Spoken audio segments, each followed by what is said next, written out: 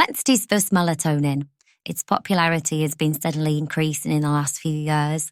We usually prescribe the modified release version in the UK, which is a prescription-only medicine. So what is melatonin?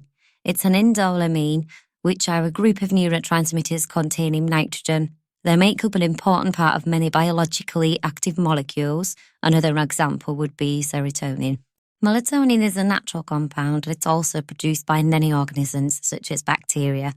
It's mainly synthesized from tryptophan, which is an amino acid, and it's actually converted into serotonin first before its conversion to melatonin, so the two are intrinsically linked. This is why people who have issues with sleep and anxiety and mood are often advised to increase tryptophan-rich foods in their diet, such as turkey, cheese, and tofu. Okay, so melatonin is an important hormone for energy production, and it also helps protect the mitochondria as it's a powerful antioxidant, so it protects cells from oxidative stress. But as you may know it best, it's a regulator of circadian rhythms such as the sleep-wake cycle. It is the main hormone produced by the pineal gland, which is a small endocrine gland located in the epithalamus beneath the corpus callosum in the brain. Its synthesis and secretion is inhibited by the light, so during the daytime, and enhanced by darkness. And once synthesized, it's quickly released into the systemic circulation to reach central and peripheral target tissues. So let's discuss the different molecular pathways involved. Melatonin receptors are found in various brain regions, including the suprachiasmatic nucleus, or SCN, which is the body's master clock. The receptors are G-protein coupled and are classed as MT1 and MT2. By binding to these receptors, melatonin signals that it's time to sleep, regulating the sleep-wake cycle. What happens if this system is disturbed? Disturbed circadian rhythms are associated with certain health issues, especially in children, such as neurodevelopmental disorders. These individuals will have a melatonin deficiency. Increasing these levels with exogenous melatonin will improve behaviour, mood, intellect function and development. So indications and dose are pretty straightforward for this one.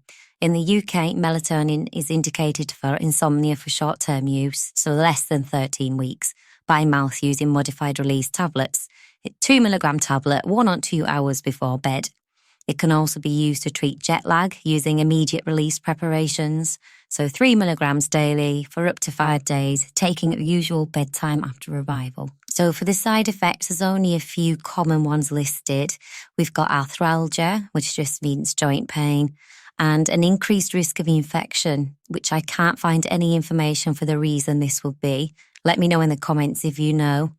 If anything, melatonin is thought to protect against complications related to respiratory tract infections, as it's such a strong antioxidant. So conflicting information there, I think. Some of the side effects are just popping up on the screen, so you can pause if you want to have a look, but most of them are listed as uncommon or rare. Daytime drowsiness is thought to be quite common as well. It's worth noting that melatonin is thought to be free of any serious side effects, even at quite high doses, but more research is needed. On to cautions. Exacerbation of autoimmune diseases have been reported occasionally, but limited information is available. There's an increased risk of seizure frequency. To be avoided in hepatic impairment, melatonin will be greatly elevated during the day in these individuals due to the decrease in clearance and will mess up their sleep-wake cycles further. And lastly, we always want to be cautious in pregnancy and breastfeeding. It's not known how much passes into the breast milk, and it can make your baby very drowsy. Interactions. There are something like 150 interactions listed for melatonin, but most are just due to the additives, sedating effects with other medicines that also cause sedation, so a warning to the patient would suffice. More serious interactions are on the screen there.